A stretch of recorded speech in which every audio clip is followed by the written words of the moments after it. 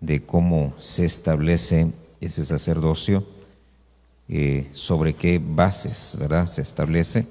Y lo último que hemos estado viendo es acerca de cómo dice allá en la carta a los Hebreos, capítulo, déjame se la leo para que hagamos memoria, capítulo 8 de Hebreos, verso 1 dice: ahora bien, el punto principal de lo que se ha dicho es este: tenemos tal sumo sacerdote, el cual se ha sentado a la diestra del trono de la majestad en los cielos.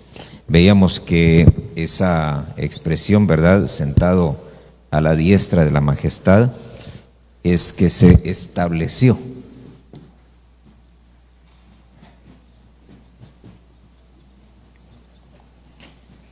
Estableciendo el sacerdocio. Creo que la última vez íbamos por la número ¿qué? 5, no. Creo que nos tocaba la 6. Dice entonces, entre las cosas que hemos visto, porque dice que Él se sentó, es estar establecido, es estar sentado, y lo último que estuvimos hablando fue de cómo uno tenía que sentarse. Se recuerda sentarnos para calcular el costo, ¿verdad?, de edificar, de cómo se calcula las fuerzas, calcular uno sus fuerzas para una batalla, para saber si uno va a poder vencer o no. Eso está en Lucas 14. También hablamos de cómo hay otras fuerzas que a veces nos mueven: el odio, la amargura, la rebeldía, el espíritu de error. Todas esas son fuerzas que también nos impulsan. Vimos entonces, lo último que vimos fue en Marcos 12, 41, cuando el Señor está sentado, dice, frente al arca del tesoro. Y veíamos que el arca del tesoro, no sé si usted se recuerda cuál era el arca del tesoro. El corazón, ¿verdad? Entonces vimos todas las cosas que uno mete ahí, ¿verdad? Vimos que uno puede meter ahí, o al menos alguien mete ahí en nuestra arca del tesoro, ¿verdad? Maldad, locura, odio, la obstinación, el orgullo, el engaño, los apetitos o las pasiones y los deseos, los pensamientos perversos, el espanto, ¿verdad?, o el terror que puede haber en una persona, la terquedad y finalmente la cobardía, que la cobardía dice que es como que se deshace, como que se derrite, cuando el corazón se disuelve. Y en algunos pasajes se traduce como desfallecer o desmayar. Ahí fue donde nos quedamos. Entonces vamos a ir a Juan capítulo 8, verso número 1. Cuando lo tenga, dígame. Amén. Dice: pero Jesús se fue al monte de los olivos, y muy de mañana volvió al templo. Todo el pueblo venía a él, y sentado, dice, ¿qué hacía? Les enseñaba. Entonces, otro aspecto que debemos de abordar o que debemos de desarrollar cuando hay un sacerdocio establecido es la enseñanza. Por eso es que en la Biblia dice, ¿verdad?, como una instrucción para los padres, dice: instruye al niño. Entonces uno como padre se constituye en un maestro, se constituye en alguien que enseña. Dice que el Señor entonces, subiendo al monte de los olivos, y fíjese qué combinación esta, ¿verdad?, porque debe de haber oración para que pueda haber una enseñanza adecuada. ¿Por qué? Porque si no, entonces se va a hablar de otras cosas y no de lo que Dios quiere precisamente que estemos tratando nosotros. Acompáñeme al libro de Oseas capítulo 4 y verso número 6.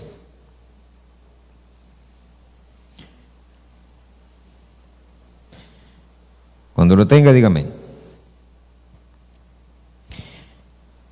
¿Sí, ya lo tenemos? Dice: mi pueblo es destruido por falta de conocimiento. Lo leímos en la mañana. Por cuanto tú has rechazado el conocimiento, yo también te rechazaré para que no seas mi sacerdote. Y como has olvidado la ley de tu Dios, yo también me olvidaré de tus hijos. Ahora mire entonces, porque en el libro de los reyes, en los libros de los reyes, se cuenta cómo cuando los asirios llegaron a Israel, conquistaron Israel, se establecieron en varias ciudades de Israel, y dice la Biblia que a todos los hebreos los mandaron ellos como cautivos allá a Babilonia, y ellos se quedaron viviendo ahí.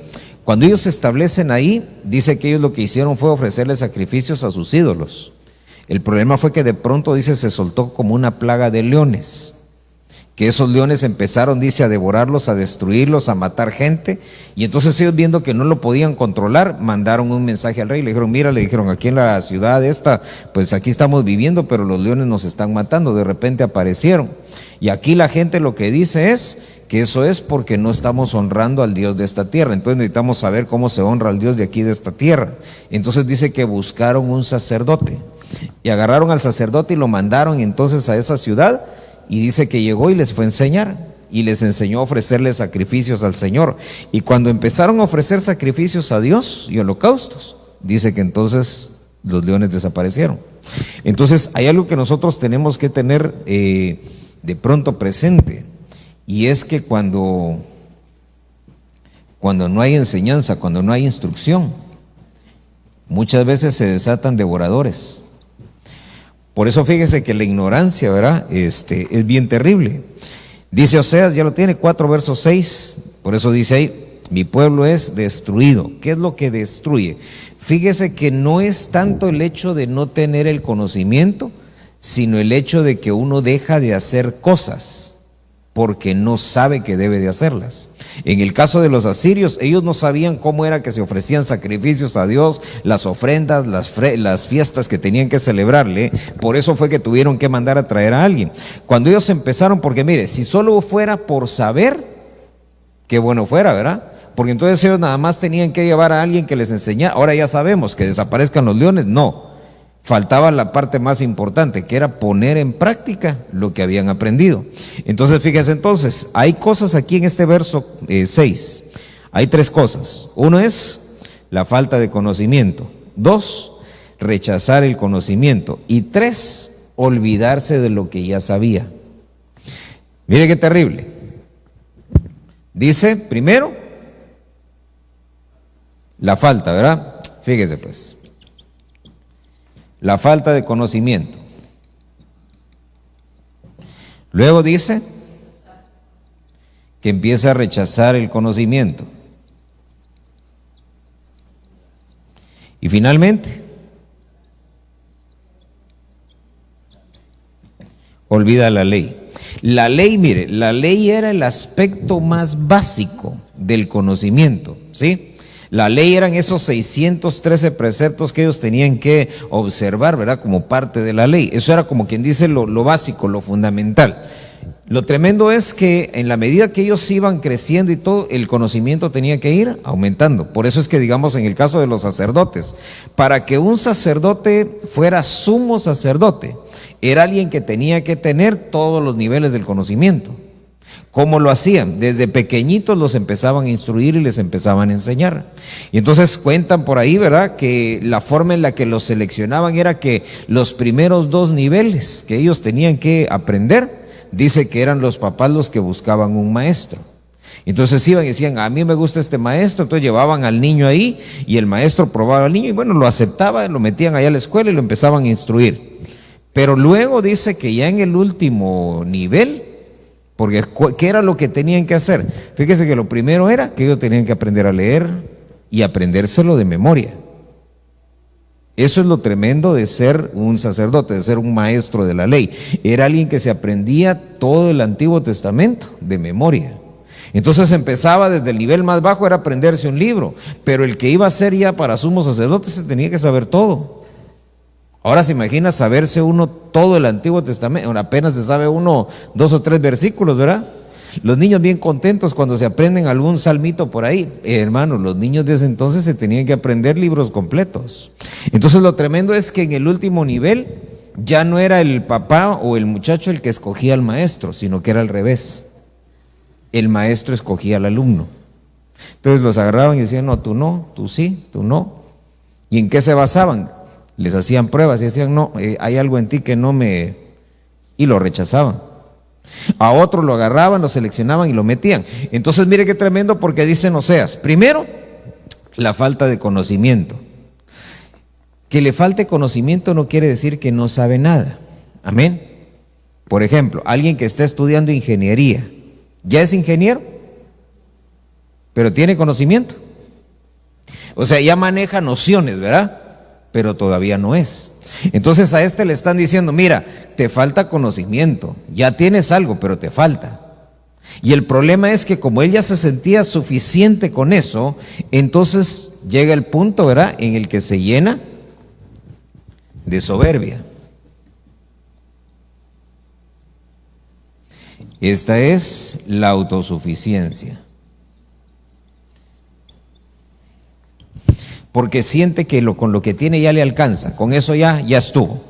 Pero en el siguiente nivel rechaza el conocimiento. Eso es soberbia, porque dice, no, yo no necesito más, ya lo sé todo, ya lo manejo todo, ya no me tienen que enseñar, ya no necesito más conocimiento, ya sé yo que empieza la Biblia con Génesis y termina con Apocalipsis y con eso es suficiente. Pero lo último es que empieza a olvidar lo que ya sabía, lo básico, lo que aprendió desde el cimiento. Entonces, si usted se recuerda, en la Biblia, ¿qué hay? Rudimentos, misterios y secretos.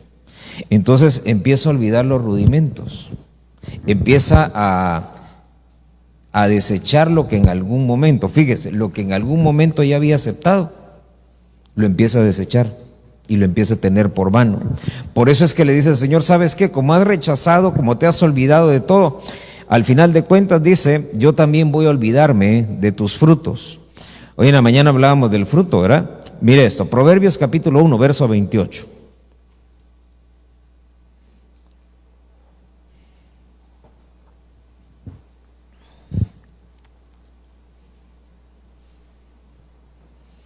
¿Ya lo tiene? Mire cómo se va involucionando. Vamos a ponerle así.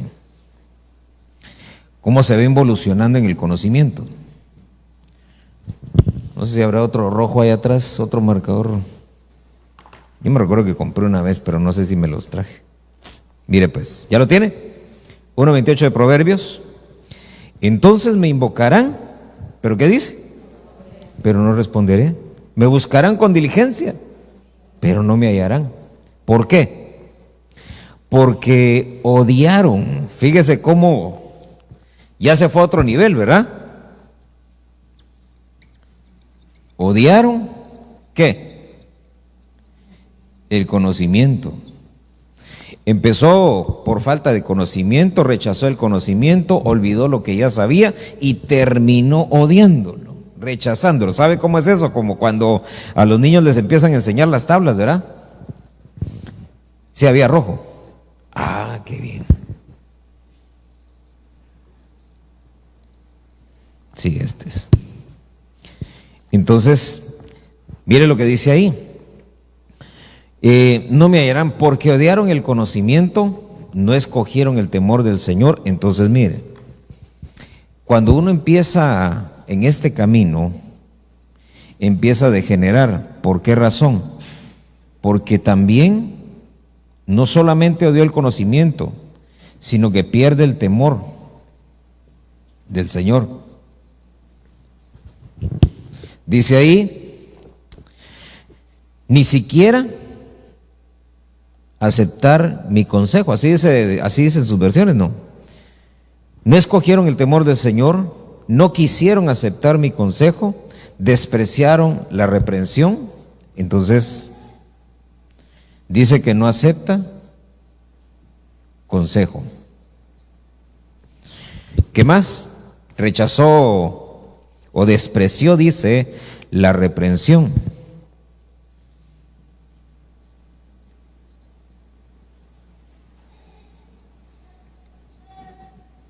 Todo este esquema es el insensato. ¿Se recuerda qué sucede con el insensato al final? Dice, no seas insensato, ¿por qué? Te has de morir antes de tiempo. Dice, desprecia la reprensión. Por lo tanto, dice, comerá el fruto de su conducta y de sus propias artimañas. Se hartará. Así dice ahí, ¿no? Se saciará, dice la otra versión, creo yo. Lo ponen más bonito. Ahora mire entonces. Serán hastiados. ¿Pero de qué? De sus propias artimañas. Mire cómo empezó. Empezó como alguien que tenía conocimiento, pero ahora termina como alguien lleno de artimañas. Del que se habla que tiene artimañas es del diablo. Ahora mire entonces, acompáñenme a Hebreos capítulo 1:3. Dice que el Señor entonces se sentaba para enseñar, y para poder enseñar, dice, primero subía al monte, oraba, bajaba entonces ya con lo que Dios le había dado, se sentaba y empezaba entonces a instruir. Y aquellos que somos nosotros como sacerdotes, eso es lo tremendo, porque estas palabras se las están dando a un sacerdote. Nosotros como sacerdotes tenemos que esforzarnos precisamente por el conocimiento. Ya tiene Hebreos capítulo 1, verso número 3.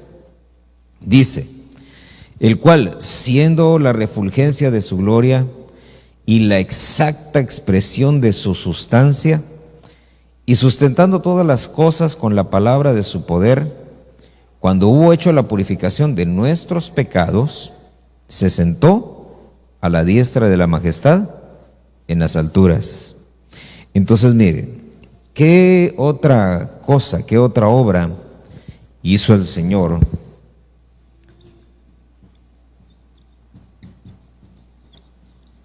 La purificación de los pecados. Dice ahí en Hebreos, fíjese que nadie debe de sentarse. Y lo bueno es que como ya el próximo domingo toca Santa Cena, ¿verdad? Va a quedar bien el tema. ¿Sabe por qué? Porque nadie debe de sentarse a la mesa sin primero haberse escudriñado para purificar sus pecados. Por eso dice ahí, cuando hubo hecho la purificación de nuestros pecados, hasta entonces se sentó a la diestra de la majestad. Entonces mire, hay diferentes formas o diferentes métodos, digamos, para purificar, dice la Biblia. Algunas cosas se purifican con sangre, otras con agua. Sabe que las lágrimas de la ministración también traen purificación. ¿Por qué? Porque se llevan la amargura, se llevan el resentimiento que uno lleva adentro. Hay lágrimas que son, hermano, de amargura, pero no de que uno la está sacando, sino del coraje que da. Y eso no es lo que Dios quiere. Lo que Dios quiere es que nosotros aprendamos a purificar nuestro ser interior. Entonces, mire, sentarnos nosotros a la mesa del Señor, hay que purificar. Hay una purificación que yo sé que a ninguno le gusta. Y es la purificación por fuego. ¿Se recuerda? Dice, algunas cosas se purifican por agua, otras por sangre y otras por fuego. ¿Cuál es el fuego entonces con el que nos purifican a nosotros? Las pruebas. Entonces aquí, mire, aquí es donde viene una situación bien tremenda porque, mire, yo meditando en eso me quedé pensando un momento y dije, oh Dios mío, ¿no será que a veces, como no dejamos que el agua nos limpie, por eso nos meten en el fuego? Como le sacamos la vuelta a la Santa Cena. Bueno, usted no, porque usted está aquí, los que no vinieron. Pero no será, hermano, que le sacan la vuelta a la Santa Cena. Cabal, ese día tienen que hacer algo. Ay, no voy a poder ir al culto. Y le sacan la vuelta. ¿No será que por eso luego entonces lo meten a uno en el fuego? Mire pues, por ejemplo, están los amigos de Daniel, ¿se recuerda? Sadrac, Mesac y Abel el negro, dijo Sadrac, Mesac y Abednego. Pero esos amigos de Daniel, si usted se recuerda, ellos se dejaron ellos absorber por una cultura. Se hicieron tan babilonios, así como aquellos Mexican boys que llegan allá del otro lado, se pintan de color Trump el pelo, ¿verdad? Empiezan a enredar la lengua, pero como dijo alguien, no se les olvida el meneadito, ¿eh? Les dan un atolito y ya saben cómo sacarle lo del fondo. Entonces, mire pues, se dejan absorber. El problema es que llega un momento de definición en el que tienen que decir qué es lo que son. Amén. Llega un momento en el que lo ponen a uno en la encrucijada, como le pasó a los amigos de Daniel, en el que les dijeron, o se postran delante de la estatua, o los vamos a meter, ¿a dónde? Al fuego. Pero el fuego a los enemigos los destruye. Amén. A los enemigos del Señor el fuego los destruye. Pero a los hijos de Dios, ¿qué hace el fuego con ellos? Los purifica. Por esa razón es que allá en la tribulación, ¿verdad? A los que vayan a dar ahí, usted no, pero a los que vayan a dar ahí, ¿qué va a hacer el Señor con ellos? Purificarlos, ¿verdad? Ahora mire entonces, a estos amigos de Daniel, ya que estaban enfrente de la estatua, porque Daniel, lo curioso es que él no estaba ahí. Daniel no aparece ahí, porque de alguna manera es una figura de aquellos que se van arrebatados. Amén. Ahora vienen los amigos de Daniel, se ven enfrente de la estatua y ya que están ahí, tienen que definirse. Y entonces toman la decisión. Y dicen, ¿sabes qué? Aunque nosotros aprendimos el idioma, nos vestimos como ustedes y hacíamos muchas cosas que ustedes hacen que no deberíamos de hacer, comíamos lo mismo que ustedes, pero ahorita ya nos vemos en esta situación y no vamos a adorar la estatua. Entonces viene el rey y les dice, entonces lo vamos a tener que meter ahí en el horno. Métenos en el horno. Entonces se enojó, porque él no esperaba eso. Entonces dijo, caliéntenlo 7 veces. Entonces, hermano, no sé cuántas calentaditas necesitaríamos nosotros para... Mire, pues, de verdad, ¿cuántas calentaditas necesitaban estos 3 jóvenes para desprenderles lo babilónico? 7. ¿Cuántas ocuparemos nosotros? ¿Cómo estaremos nosotros? Por eso es que viene y calientan 7 veces, hermano. Y todavía ahí les dice, todavía les doy una oportunidad. Solo por ustedes, les estoy haciendo una oferta, una gangaza. Solo por ustedes, porque me caen bien. Voy a ordenar que solo para ustedes toquen los instrumentos otra vez y que se postren. Dijeron, no, es que no nos vamos a postrar. Más se enojó el otro. Y los mandan a tirar en medio del fuego. En medio del fuego, ¿qué pasó? Dice, sus amarras se quemaron, pero ellos no se quemaron. Y entonces aparece un cuarto varón ahí que platicaba con ellos mientras estaban en el fuego. Hasta ahí fueron a conocer ellos el Dios que conocía a Daniel. Amén. Porque a Daniel, hermanos, se le aparecían ángeles, arcángeles, no sé si querubines, pero al menos hasta un ser como metálico se le aparece ahí también, que le lleva un mensaje. Pero ellos no conocían esas cosas. Cuando estaban orando, se recuerda que dice que Nabucodonosor dijo, mátenme a todos los sabios porque no me sirven para nada. Y entonces Daniel dijo, no, yo te voy a averiguar lo que quieres saber, pero danos tiempo.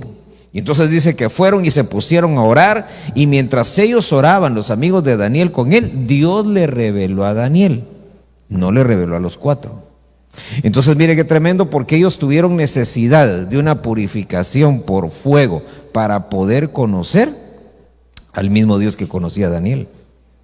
Entonces, ¿no será que a veces nos meten en el horno y nos suben a 1, a 2, a 3, a 4, a 5, hasta 7 veces? No porque Dios sea malo, sino para que se nos caiga lo babilónico. Amén. Aquellas contaminaciones que tal vez traemos todavía de nuestro pasado. Entonces mire, ese fuego de las pruebas, dice la Biblia que a nadie le gustan, pero son necesarios. Mire, Hebreos capítulo 10, verso 12.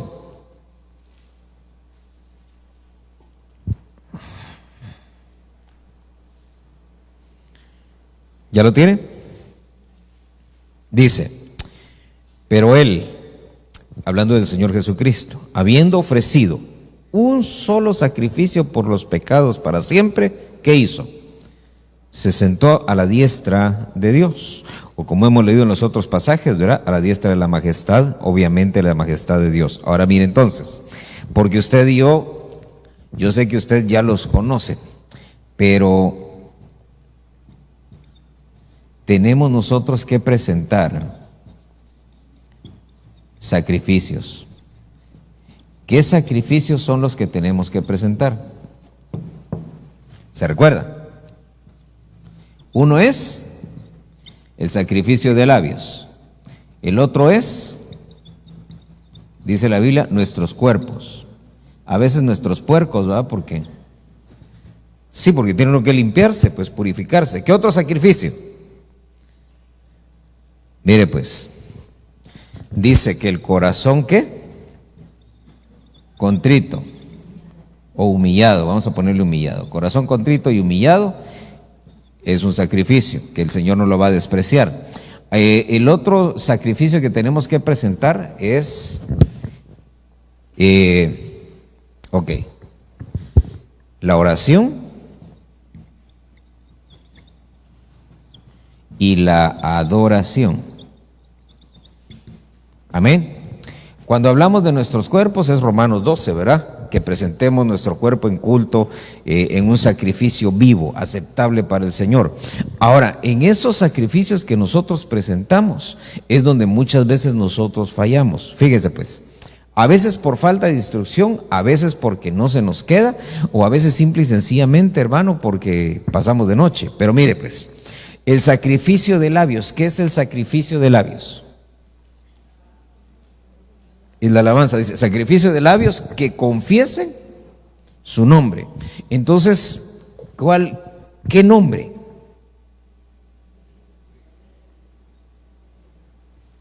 ¿Se da cuenta cómo todos tenemos una distinta, verdad? ¿Qué nombre es el que tienen que confesar nuestros labios? Hay un nombre que es sobre todo nombre. Amén. Y es el nombre de Cristo. Pero entonces, ese sacrificio de labios que confiesa su nombre, no se está refiriendo, hermano, por ejemplo, a Jesús o a de Cristo, no. Porque el Señor tiene distintos nombres. Amén. Entonces, para que usted vea, por ejemplo, la evolución del nombre del Señor Jesús, primero dice que iba a ser Emmanuel. Luego, cuando nace, es Jesús. Luego se convierte en Jesús Cristo, Jesucristo, y luego en el Señor Jesucristo. Pero también, hermano, hay nombres de Él, como por ejemplo en el Antiguo Testamento se le llama el Salvador, la raíz de David. ¿Se recuerda? Entonces, ¿qué conocemos nosotros de Dios? ¿Qué faceta? ¿Qué dimensión del Señor conocemos? Porque ese es el nombre que nosotros tenemos que confesar. Por ejemplo, el que estuvo enfermo y el Señor lo sanó, ¿cómo es que lo conoce? Como un sanador. ¿Y al que lo libertaron? Como un libertador. Y el que de pronto, hermano, estaba endeudado y tenía problemas y entonces vino el Señor y le resuelve el problema, Jiré. Y aquel que estaba, hermano, con luchas, batallas y todo, y finalmente el Señor pone a sus enemigos debajo de sus pies, Nisi. Entonces eso es confesar el nombre del Señor. Fruto de labios que confiese su nombre es cómo conoces al Señor, qué tanto lo conoces, cuántas facetas de ese mismo Señor conocemos y que reconocemos. Porque mire, podemos conocerlo, pero es distinto reconocerlo. ¿Sí? Por ejemplo, que alguien llegue y le dice a usted, ¡ala, qué tremendo usted lo que hizo! ¿Cómo salió de ese problema? ¿Qué sabiduría la que tuvo? Yo puedo hacer dos cosas. Me echo la gloria encima, ¿verdad? Y voy a ir a dar al horno después. O simplemente reconozco y digo, es que yo no fui, fue el Señor. Porque el Señor, ¿qué es? El Señor es bandera, es todopoderoso. El Señor es Jehová Jireh, el que nos provee. Entonces empiezo a confesar. Ese es el fruto de labios que confiesan su nombre. Cuando alguien dice, ay, sí, qué fácil para usted, primero era el siete suelas, un bandido tremendo y todo, ahora qué fácil, ahora es una mansa paloma. No, pues sí. ¿Y cómo es que? Porque así es el Señor. Dice el Señor que Él viene, limpia mis pecados y quedo blanco como la nieve. ¿Sí o no? ¿Qué estoy haciendo? Estoy confesando. Amén. Ese es el fruto de labios que confiesan su nombre. Ahora, entonces viene la otra parte. Porque cuando estamos en el culto, nosotros entonamos cantos. Amén. Alabaré, alabaré, alabaré, alabaré. Y luego entonces ya vienen los que tradicionalmente llamamos de adoración, ¿verdad? Pero son los cantos lentos. Dígame uno de adoración, no se me viene ni uno. Cristo, yo te amo. Entonces estoy confesando un nombre. Pero luego viene una parte que es la que más nos está costando desarrollar, que es el cántico nuevo. Amén.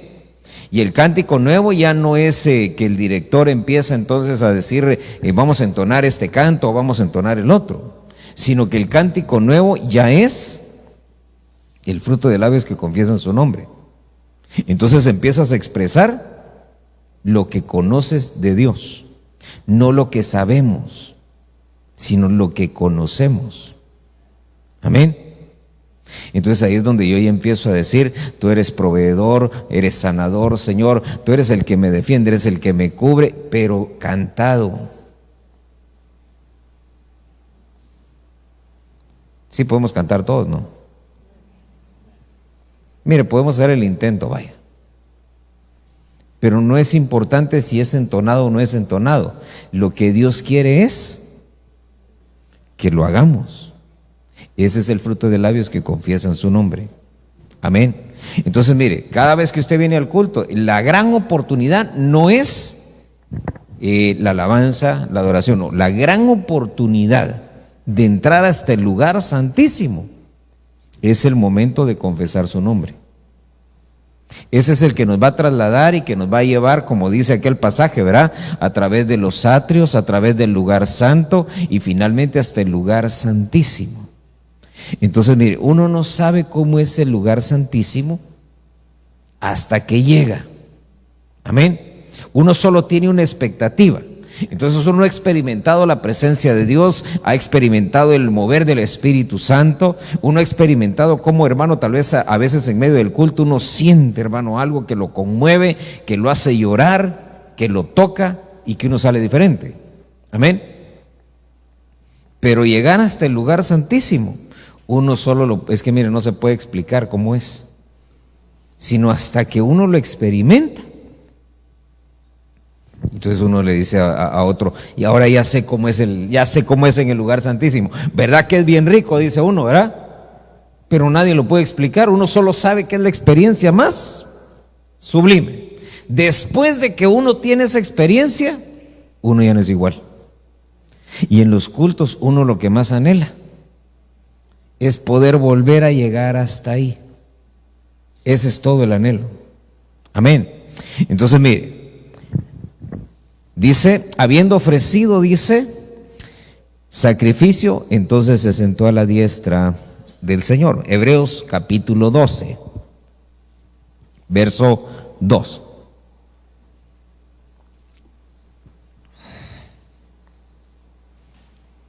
Hebreos 12, verso 2.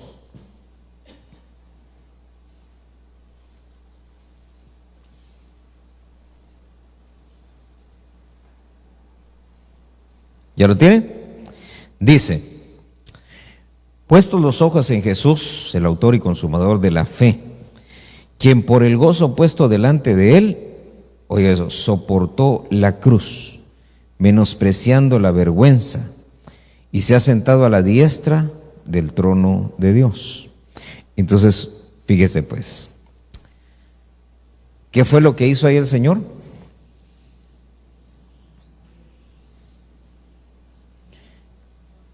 Yo no sé si usted tiene esas fuerzas, pero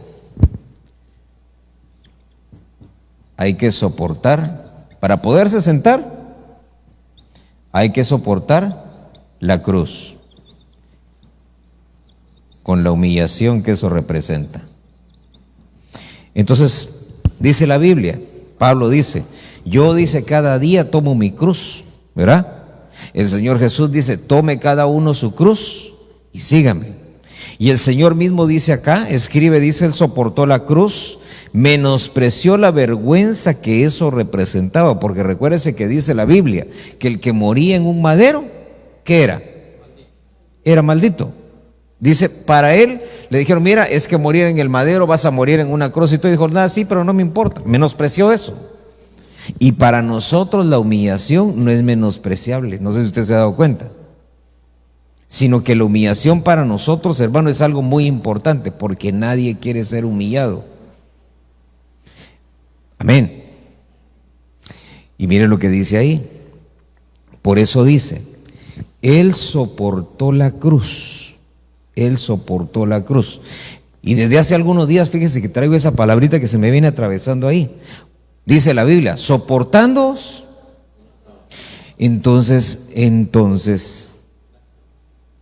la cruz a veces no necesariamente es de madera, a veces es de carne y hueso. Sí. Cuando uno dice, es que no soporto a esa hermana, le dieron cruz de carne y hueso. La tiene que soportar. Es que no aguanto a ese hermano y todo. Es cruz de carne y hueso.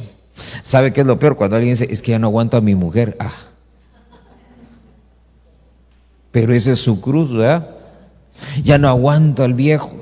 Es cruz. Por eso, mire, la cruz es algo que se debe de soportar. Es que no es cómodo. Yo no sé si usted ha visto, por ejemplo, en las películas, hermano, cuando sacan ahí, ¿verdad? Que va cargando la cruz, hermano. Y sí, yo a veces me pongo a pensar y digo, Dios mío. Y eso que el Señor era fuerte. ¿Cómo nos hubiéramos visto nosotros cargando esa cruz?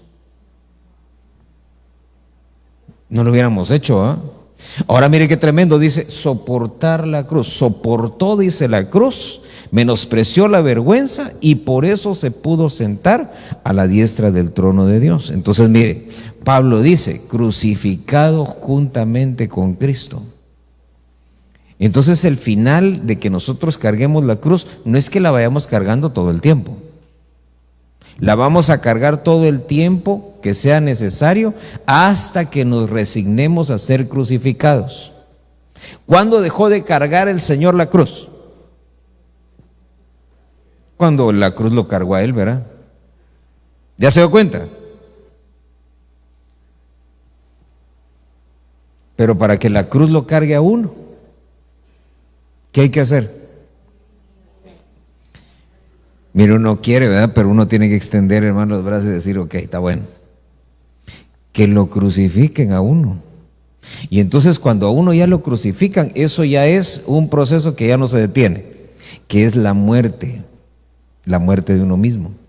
Empieza la agonía de la carne. Y la carne quisiera bajarse de ahí, pero ya no puede. Ya está clavada ahí. Entonces usted dijo, ¿qué tenemos que hacer? Si no quiere seguir soportando la cruz, di al que está a la par suya, entonces déjate crucificar. Porque mire, mientras uno vaya cargando la cruz, siempre va a traer esa molestia. Ay, cómo duele, ay, qué molesto, ay, ya no aguanto, ya no soporto. Cuando lo crucifique, mire, no va a ser rico, pero la cruz lo va a cargar a usted. Entonces se invierten los papeles. Antes usted era el que no soportaba aquel que era cruz para usted. Ahora que usted ya está crucificado, el enojado va a ser el otro. Es que le tapo el carro ahí en la salida y no se enoja, risa le da. Ahí es cuando entra y me toca darle la bienvenida, hasta caras le hago y conmigo se ríe. Y es que ya lo crucificaron. Entonces ahora se invirtieron los papeles. Ahora el que era cruz tiene que traer cargado al otro, tiene que aguantarlo. ¿Y eso hasta cuándo, hermano? Hasta que el Señor venga, dice, soportándonos unos a otros hasta que Él venga. Mire pues, cuando la Biblia dice que nos soportemos, el propósito final no es que estemos así siempre, sino que aprendamos a amarnos. Amén. Muy bien, ¿qué es la cruz entonces? Es la inhabilitación de nuestras propias fuerzas, de nuestras propias defensas, de nuestras propias estrategias. Es abandonarnos nosotros, mire, a la voluntad de Dios. Dice Efesios 1, verso 19.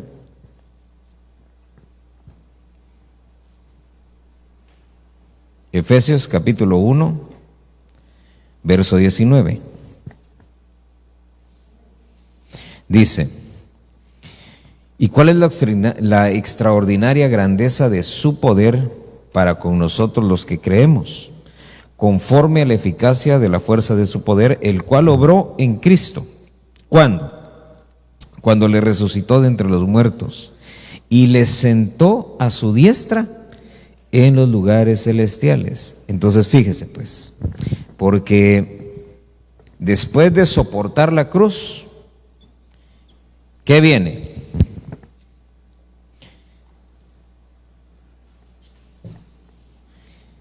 Mire, pues lea conmigo. Dice,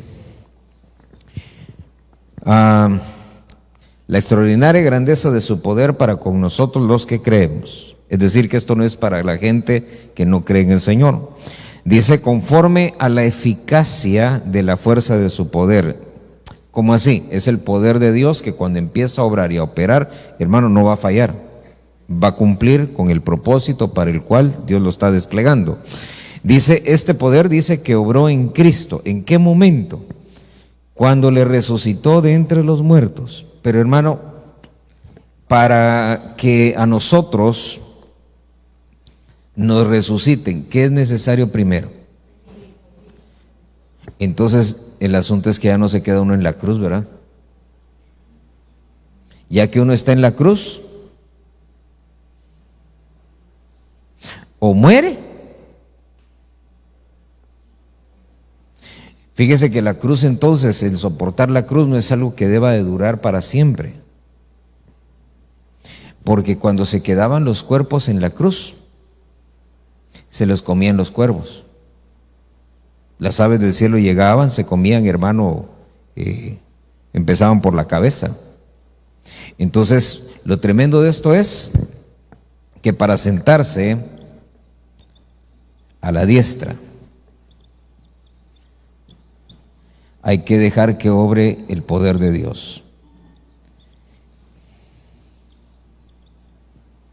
¿Cómo? Resucitando. Ahora, hermano, morir no es fácil. Morir no es fácil.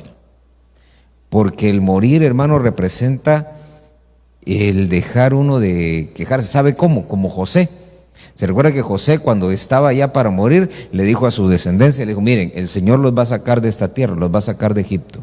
Cuando eso suceda, por favor les encargo, no vayan a dejar mis huesos aquí en Egipto. Quiero que me lleven con ustedes y que me entierren en la tierra que el Señor ha prometido. Y hermano, se muere José. Pasan como 400 años cuando finalmente salen.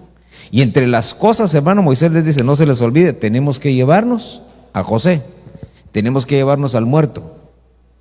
Y hermano, en todo el desierto, el único que no pecó, como pecaron todos los demás, fue José. Nunca alegó, nunca se quejó, ¿verdad? ¿Sí o no? Nunca dijo, ay, ya se acabó el agua, ¿dónde está el agua? Tampoco dijo, ay, ahora queremos pan, ahora queremos carne. No, nunca se quejó. Mire, todo el desierto, calladito, entró a la tierra prometida. Y hermano, ese sí fue a reposar a la tierra prometida. Entonces mire qué importante es, ¿verdad? Porque dejar obrar el poder de Dios en nosotros para resucitarnos es lo que dice ahí. Dice que el poder del Señor obró en Cristo, dice, cuando le resucitó de entre los muertos, y entonces se pudo sentar a la diestra. Pero eso es que usted ya murió a su vieja naturaleza, que ya morimos a lo que antes éramos. Entonces mire, ¿qué es lo que distingue? ¿Cuál es la diferencia entre alguien vivo y alguien resucitado? Porque son iguales. Piense por un momento, ok, aquí está el vivo, ¿sí? Muere y lo resucita. Y si usted pudiera comparar los dos, ¿cuál es la diferencia? Sí, o sea, el resucitado ya murió, pero la diferencia física entre los dos.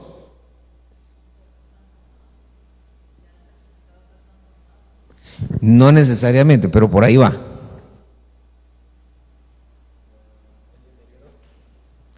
No se deteriora, porque lo resucitan y no lo resucitan podrido, ¿eh? No es un nuevo cuerpo, sigue siendo el mismo. ¿El cuerpo del Señor era otro o era el mismo? Era el mismo. Ya no tenía sangre. Ya no tenía sangre. Entonces dice que la vida del hombre antes, al principio, ¿qué era? La luz. Peca, le sacan la luz y le meten. Entonces ya luego dice, creo que Levítico, Deuteronomio dice, porque la vida del hombre está En la sangre. Entonces todo el problema, desde Adán hasta nuestros días, ¿en dónde está? En la sangre. Curioso que a los muertos, ¿verdad? Para que duren más, ¿qué hacen? Les sacan la sangre. Nada más que como no les pueden meter luz. Sí, de verdad. Si les pudieran meter esa luz que tenía Adán, y lo hacen vivir más. Pero mire qué tremendo, porque la sangre es lo que descompone entonces este vehículo. Por eso es que la diferencia entre el que estaba allá y luego el que lo resucitaron para ya vivir eternamente es que ya no tiene sangre. Entonces dice ahí, el que resucitó al Señor, dejen que el poder ese que resucitó al Señor también obre en ustedes. ¿Qué quiere decir eso? Que sin necesidad de que nos saquen la sangre, nos pueden extraer esa genética pecaminosa, hacernos como resucitados, sin que hayamos muerto físicamente, pero sí espiritualmente. Amén. Entonces nos llevan a la cruz, tenemos que soportar la cruz. ¿Hasta cuándo? Hasta que estemos dispuestos a morir. Porque mire, el Señor no va a matar a nadie a la fuerza. ¿Sí? Si alguien quiere estar agonizando en la cruz por 15 años, ahí se va a quedar agonizante en la cruz. Muere a tus pasiones, muere a tus deseos, muere a tu naturaleza pecaminosa. No, Señor, todavía no, es que todavía me gustan algunas cositas. Bueno, sigue agonizando ahí pues. ¿Ya estás listo para morir? ¿Ya estás listo para entregar? No, Señor, todavía no.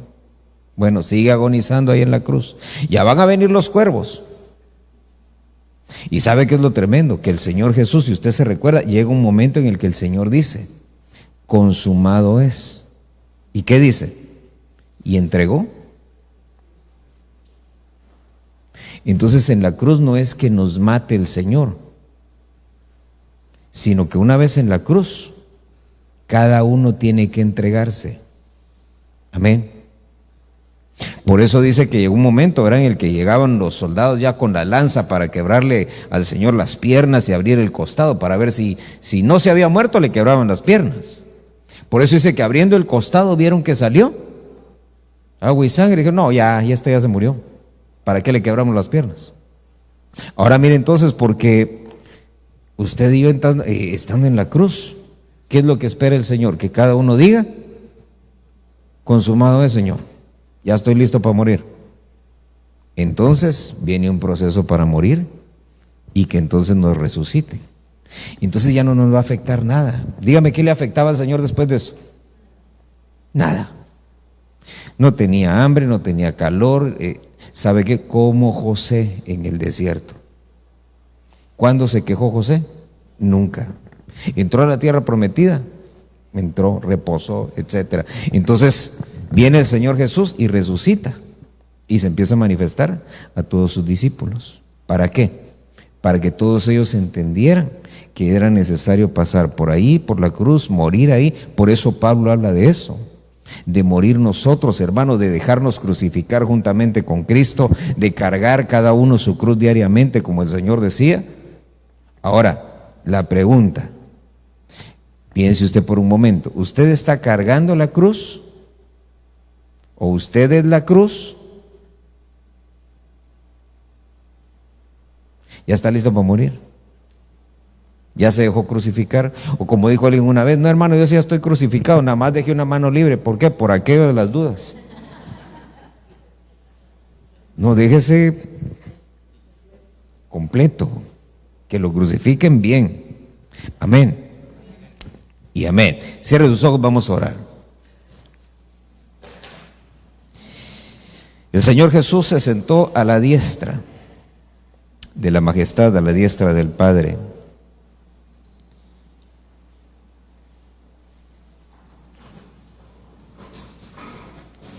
Y así nosotros también tenemos que aprender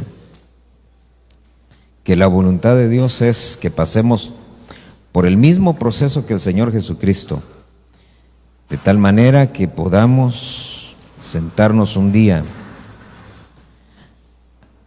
a la diestra de la majestad. Padre que estás en el cielo, en el nombre de Jesús, Señor, te damos gracias en esta hora por tu misericordia, por tu bondad. Te rogamos, Señor, haz tu obra en nosotros. Tenemos nosotros necesidad, Señor, una necesidad inmensa en nuestro ser, de que completes tu obra, Señor. En el nombre de Jesús, te rogamos, Padre bendito. Queremos morir, Señor, a nuestras pasiones, queremos morir, Señor, a los deseos pecaminosos, y que podamos nosotros experimentar, Señor, esa resurrección, Señor, espiritual, de tal manera, Señor, que ya no nos sintamos atraídos, no nos sintamos afectados, Señor, por aquellas cosas, Señor, que en otro tiempo nos tentaban, nos empujaban al pecado, nos atraían de tal manera, Señor, que nos desviaban de la verdad. Que todos aquellos impulsos mundanos que antes, Señor, nos atraían, ya no provoquen en nosotros ninguna atracción. Queremos aprender, Señor, a llevar nuestra cruz cada día. Queremos aprender, Señor, y entender lo necesario que es ser crucificados, Señor. Permitir, Señor, que nuestra vieja naturaleza sea crucificada. Queremos experimentar, Señor, y pasar por esa muerte, Señor, y experimentar esa resurrección espiritual, Señor, que nos permita vivir sin tener, Señor, sobre nosotros esa influencia del mundo. Que podamos botar, Señor, aquellas cosas del mundo que sabemos, Señor, que nos destruyen. En el nombre poderoso de Cristo Jesús, te lo rogamos, Señor, haz tu obra en nosotros. Queremos nosotros, Señor, sentarnos a tu diestra, poder participar, Señor, a tu diestra. Queremos ocupar ese lugar, Señor, el cual has prometido cuando dijiste, Señor, que así como tú te has sentado a la diestra del Padre, nosotros podremos sentarnos a tu diestra. En el nombre de Jesús, te rogamos que hagas tu obra en nosotros, Señor, que completes tu obra en nosotros, porque queremos alcanzar aquello para lo cual tú nos alcanzaste. En el nombre poderoso de Cristo Jesús, te lo pedimos todo y te damos gracias, Señor. Ponte de pie en esta hora y vamos a entonar un canto al Señor. Una vez más, me acerco a ti, con libertad, en adoración. Tú eres mi Dios, tu Hijo soy, mi comunión contigo es una dulce bendición. Abba Padre, Abba Padre, estar contigo es una dulce bendición. Abba Padre, te amo, Señor. Quiero estar en comunión, quiero estar contigo. Abba Padre, Abba Padre, estar contigo es una dulce bendición.